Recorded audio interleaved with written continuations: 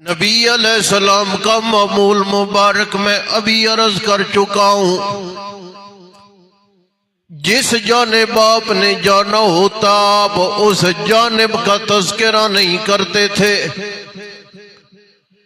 دائیں سمت بائیں سمت، مشرق میں جانا ہے، مغرب کے بارے میں سوال، بتائیں یہ علاقہ کیسا ہے، بتائیں راستے کیسے ہیں۔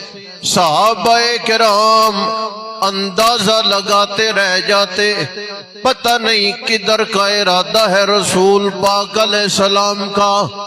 اور حدیث عرض کروں، اللہ کے نبی علیہ السلام نے فرمایا الحرب خدا، یہ جو جنگ ہے یہ چال بازی کا نام ہے، جنگ چال بازی کا نام ہے۔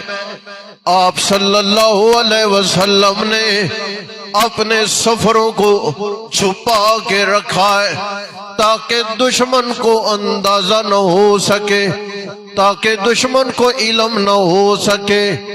آج ہمارے احمق اور بے وقوف میڈیا ہے، اس کا دل یہ کرتا ہے کہ ہر سربراہ حکومت کا ہمیں یہ بتا دے کہ آپ نے جوابی وار کہاں پہ کرنا ہے۔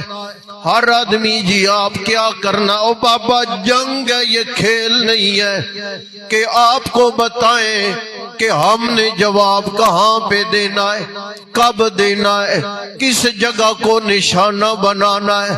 یہ کھیل تماشے کا نام نہیں ہے، بلکہ یہ جنگ ہے، اور جنگ خفیہ چیز ہے۔ اپنے معاملات اور اپنے نظام کو خفیہ رکھنے کی کوشش کا نام ہے جنگ۔ اس لیے یہ حماقت اور دین سے دوری اور بے وقوفی ہے۔ ہر آدمی جاہل قسم کا میڈیا میں اپنے سربراہان سے دست و گریبان ہے۔ آپ نے جی کب جواب دینا ہے، کہاں پر جواب دینا ہے، آپ کا ٹارگٹ کیا ہے؟ نا بابا یہ بات نہیں، یہ جنگ کے اصولوں کے خلاف ہے۔